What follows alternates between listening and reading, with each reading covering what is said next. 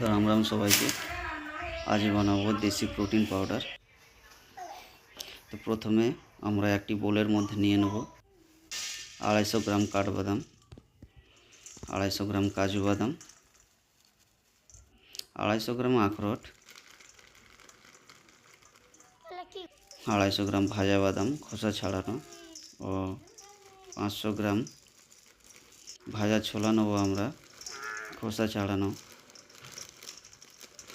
তার সাথে 250 গ্রাম খেজুর, 200 গ্রাম কিশমিশ, 100 গ্রাম তরমুজের বীজ ও 100 গ্রাম কুমড়ো বীজ নেব। তার সাথে কিছুটা লং ও কিছুটা গোলমরিচ থাকবে ও তাল মিছরিও থাকবে তার সাথে, এবং সব কিছু মিক্সড করে রেডি করে মিক্সচার গ্রাইন্ডার রেডি করে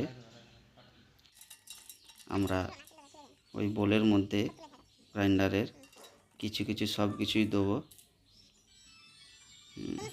দেওয়ার পরে এবং শেষে হচ্ছে তাল মিছরিটা দেবো, কারণ টেস্ট হচ্ছে খুবই দরকার প্রত্যেকটা জিনিসেই। তো মিক্সচার গ্রাইন্ডারের জন্য প্রস্তুত। তো আমরা গ্রাইন্ড করব, করার পরে দেখবে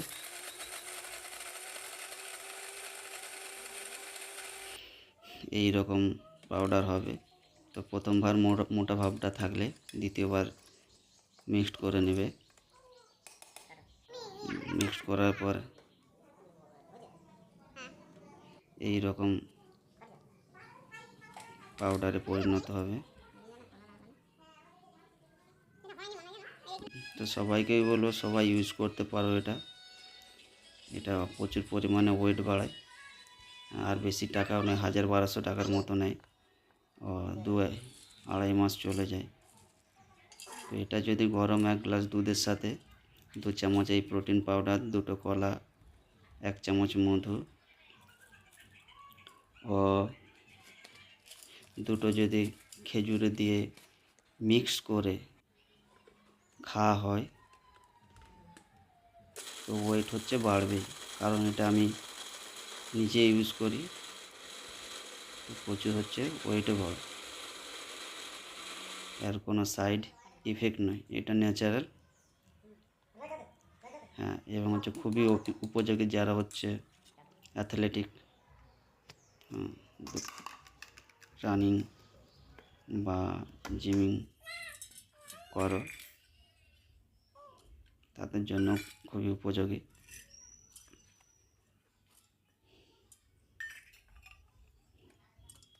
আর এটা খুব ভালো, টেস্টও খুব সুন্দর হয় এটার।